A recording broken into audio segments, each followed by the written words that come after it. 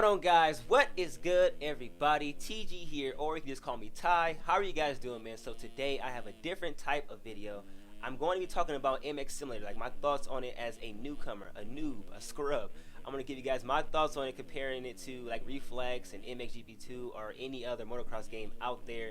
Because I see a lot of comments on my channel that say, hey, why are you playing this game? This game looks like crap, or this game's too hard. Why do you keep playing it? You always fall all the time. Why do you keep find this game enjoyable? So I feel like there's people that just don't know about the game and why people like to play it so much. So I know this game is very, very old. There's probably already plenty and thousands of videos that have already talked about this already. So, but I think that I want to give my thoughts on it because I still have a few people that like, hey, you know, what's this game about? I mean, is it worth getting?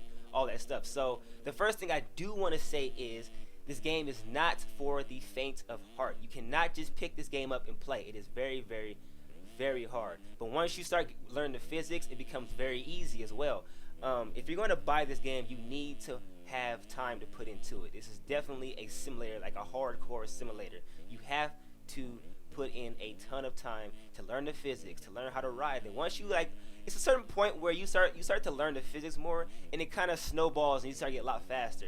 But the first time you play this game, it's gonna be like, what the hell? What is going on here? What is this? What is that? Why is my bike turn left when I'm turning right? You know, one thing that people really don't like is that when you turn left, when you're sitting still and you turn left, your handlebars turn right. That's because this game leans left, not turns. You know, like if you click left, it's gonna lean to the left, not turn to the left.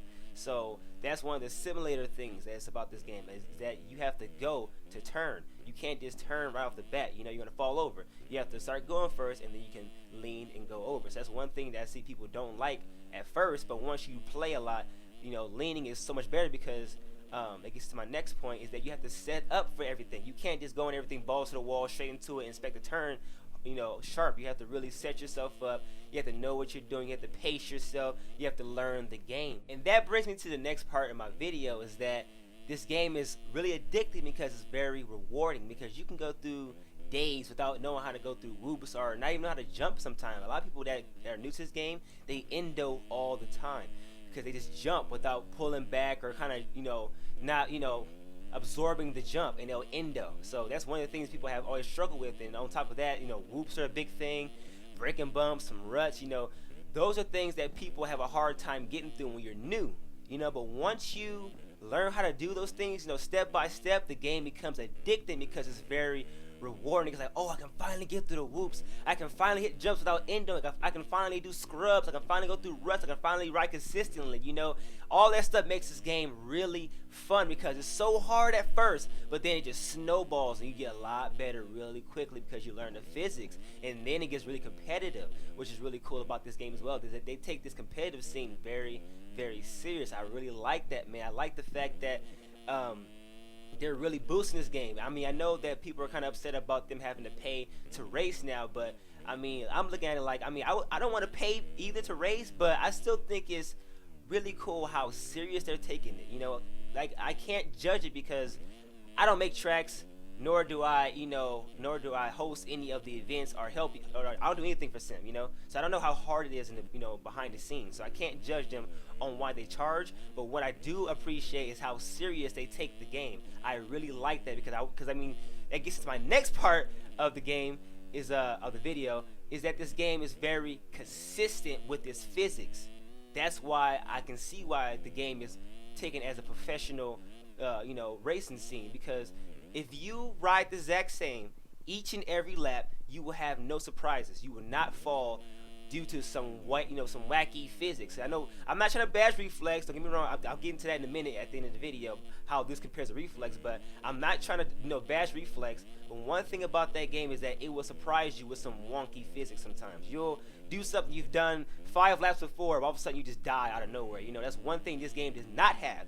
It's a little, you know, it's a little sketchy sometimes, but if you don't ride over your head and you hit your marks each and every time, you can ride lap and lap and lap and lap and lap without falling. You know, it's like, it's one of those games where it just feels realistic. I mean, I like how this feels. Like I said before, is that you have to lean, you have to set yourself up, you have to, you know, be aware of what you're doing, you know, ahead of time. You know, with Reflex, you just go, you just gas, hit that corner, rail it, you're good to go. This game you have to set yourself up, make sure you adjust yourself for the braking bumps in that, coming to that corner. I like the fact that this game feels realistic and people take it, as a realistic, pro scene. That's really, really cool. Now, I know people take it too serious sometimes. It still is a game. People are too serious about it, but I like the aspect of the community, man. It's really cool. And also, going even further into the game, you have all the bike settings. You can change the fork dampening, the rebound, the vertical spring rebound. You got all these different settings. I mean, how hard you turn the bike, your clutch, your gear ratio, how much oil is in your forks. I mean, you can change all that stuff, and it definitely has an effect on how you ride. That's one big different thing about reflexes, that sometimes you'll change something in reflex, and you're like, I think that changed something. Did that change something? Is it just in my head? Is the bike more slippery or is the bike more grippy? You can't tell sometimes, I mean, I know some of that stuff does have an effect, but not like in sim. In sim, you're going to know when your bike is riding differently. You're going to know when, you change your steering force. You're going to know when you've tweaked something. You're going to know when you change your gear ratio because the bike's going to wind up more or lug more. All that stuff is really, really cool. Now, I've said all that good stuff about the game. I'm going to tell you something I don't like about the game real quick. All right, so one big thing I do not like about this game is that you can't have bar-to-bar battles without falling most of the time. I know you can probably bump somebody sometime, but the ones I've been in, you can't really bump people, especially in midair. I mean, in air, it's kind of, give or take, kind of 50-50 on that, but like, I feel like you should be able to bump people a little bit more. But it's kind of a hard subject for me to like explain, because some things you want to be that finicky, like you hit somebody's back tire or someone hitting your back tire, they should fall. That's how they control the bike. It should like hit their back tire, make them jam up or fall over, or they can save it sometime. I mean, it's touchy. It's not really bad, but you're not going to be able to have those, beat 'em up battles like in Reflex or Encore or any of those arcadey games. You're not going to be able to slam into somebody and you guys can just keep on going. That's not going to happen. You slam somebody, you're going to fall, they're going to fall, it's going to cause a big pile up because people can't stop that fast, and it's just, that's one thing I don't like about this game, especially on starts, because if one person hits somebody, damn near everyone's going down, especially if they're at the front of the pack. Everyone's going to go down because it's like you see those bicyclists, that causes big pileups on those big long marathons, and you have these big pileups and stuff. That's sim. That is sim 101, and that's why I'm kind of like, if it happens in real life, I don't really feel like it shouldn't happen in games. But we're on dirt bikes, it's a little bit heavier than a bicycle. We should be able to hit a little bit more. We got a little more weight on us. We should be more bulkier when it comes to tapping people, because I've countless times I just barely hit somebody and I just flop over. That's one thing I don't like about the game. I can't really think of anything else because my list was bigger and things I didn't like. But as I got better at the game, it'll probably be the same for, the collision in this game. But as I got better at the game, it didn't really turn, it turned from being a complaint to where I understand why that was there, like when I used to endo jumps all the time, I was used to be like, oh my god, why I can't just jump this jump without endo? What the hell, It should fix that in the game. That's broken, But as I got better, it wasn't a big deal. I can jump jumps without endoing most of the time. I'm still learning, but I can still jump things without endoing. I can even whip some things sometimes, My big thing that I'm going through right now is getting through whoops. I'm trying to learn that. That's why I don't ride Supercross all that much, just because I just don't have fun going through whoops as of right now. But off the screen, I do practice them. That's one thing you have to do with this game, is that you have to practice on. It's really cool, man. I like the fact that you have to really put in your time and learn this game, which is one thing I really love about it, and it's the reason why I've been playing it so much as of late. It's rewarding, it's fun, it's a whole different game to me, and I really enjoy it. So I'm like, yeah, hey, why not play it? So and that jumps into my my last two conclusions, which is, how does this compare to other motocross games? And like, should I buy this or buy that, and is it worth buying? Is it worth spending $40 on this game? So let's get into the versus like Reflex and Encore and all that stuff. The thing is, you can't really compare this game to anything else because it's a simulator. It's not in the same. It's not even in the same genre. Even though it's a racing dirt bike game, it's not even in the same level. It's a simulator. It's realistic. That once it's realistic, it takes it way out of proportion. Now you're not even in the same realm anymore. You're in a different lane. Now Reflex, Encore, MXGP. Even though MXGP is trying to be realistic, it's still in the arcadey, lane. Those games are fun. I feel like you should have both or multiple. You shouldn't just pick one game, because we might want to just pick up a dirt bike game, and just play. You might not want to have to think about what you're doing. Reflex is good at that. You don't have to think about what you're doing. Some people also like you just go. I know the tracks are getting more difficult and all that stuff, but reflex, you can just go. You don't have to think too much about it. Sim, you have to set yourself up. Make sure you pull back. Watch out for the braking bumps. Make sure you hit that rut on time, or make sure you hit that rut with enough speed. Make sure your back end isn't sliding out before it jumps. You don't overcorrect in the air and fall over or whatever. You have to make sure you're doing what you have to do to stay off the ground in sim. And reflex, you just ride. It's just fun. It's just you hop on, have fun with your friends. It's a good party game.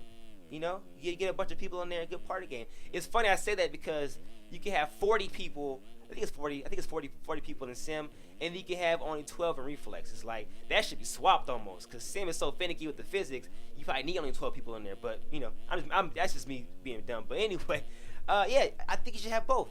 I think you should really have multiple dirt bike games. You shouldn't just pick one.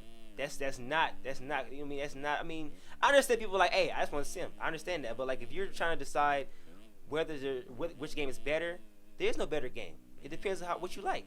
Whatever you like is what you should get. If you like arcade games, you can slam into people. Pick it up, have fun. There you go. If you want something more demanding, something more rewarding, once you work hard for it, sim is your man. And that comes to my next conclusion that ends the video, is this game worth buying? And I say yes, but like I said earlier in the video, it's not for the faint of heart. Don't spend $40 expecting to jump on this game and go fast. Do not expect that. Expect to go super, super slow. Expect this to be real life if you're gonna buy this. And that's all I have to say. So I say it's worth buying, but if you want to just have a game to pick up and play, don't buy it. It's not for you. It's not for if you don't have time to spend hours and hours and days playing this, do not buy this game. It's not for you. You're gonna waste your money. I have like a couple of friends that bought this game, like they don't even play it anymore, because it's just too much for them. They'd rather just pick up reflex and play and have fun. So that's it. That's my conclusion.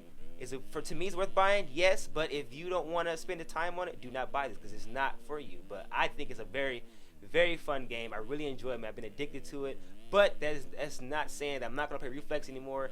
That's not even a thing, man. I love reflex. I love reflex like no other, man. So that's definitely gonna always be here. But I'm just, I did this video just to talk to the people who were like, hey, why do you keep playing this game?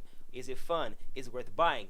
Here you guys go. This is my opinion. Hope you guys enjoyed it. And with that being said, I'm going to go ahead and jump out of here. I hope you guys enjoyed the video. I will see you guys in the next one.